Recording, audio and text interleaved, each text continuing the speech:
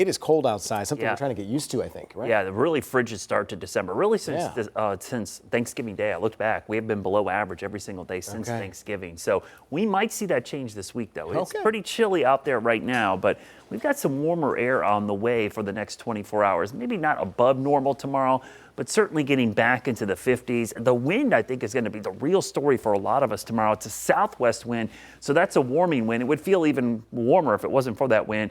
40s for Thursday, Friday, so we're back below normal. But the weekend, we could see our temperature jump above average on Saturday as we get close to 60 degrees. As I mentioned, cold start tomorrow morning, so bundle up. But hold on to your hat tomorrow because that wind is absolutely going to be howling. We've got that southwest wind that'll be picking up, sustained around 16 to 20 miles per hour, but the gust could be as high as 30 as temperatures jump up into the 50s in many locations. So those southwest winds, 15 to 25 miles per hour, gusts 25 to 35. So those decorations, inflatables, we're going to give you an alert for that because if you don't tie these things down, they're going to be blowing down the street. So make sure you secure all those things maybe first thing tomorrow morning because the winds will be ramping up pretty quickly in the morning, and by the afternoon you see those gusts over 30 miles per hour for several hours ahead of the front.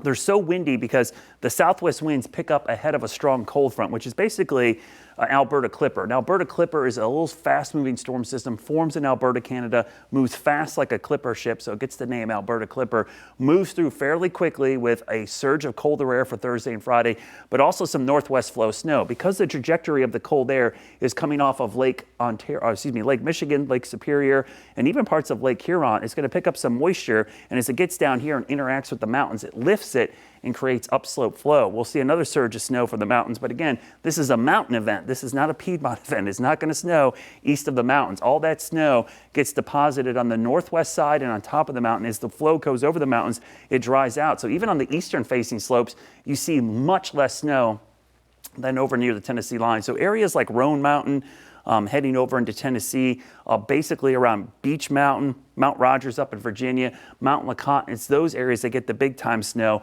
As you go east, it's completely sunny, but there will be a lot of turbulence and wind coming off the mountains over the next couple of days. How much snow are we talking about? Most areas about an inch or two, but those highest peaks, again, near the Tennessee line, that's where we could see a few spots over 6, and I'm talking specifically about Roan Mountain and Beach Mountain being two of those hot spots. 6 to 10 day temperature outlook when we look long range. We cool back down after a warm up this weekend going into next week, but there are signs of a pretty big pattern flip as we look ahead to that week before Christmas. So maybe some big changes on the horizon. These will be big changes for the weekend. 60 on Saturday, 52 on Sunday. Your Jerry Hunt Supercenter 7-day forecast. That brief cool down for Thursday, Friday. Look at that Saturday high. 60 degrees with sunshine. 52 on Sunday, but a deep freeze for Monday before we see a little bit of a warm up late next week. Signs of warmer air and some rain at the end of next week with temperatures possibly once again close to 60. You ain't kidding, in the teens. All right.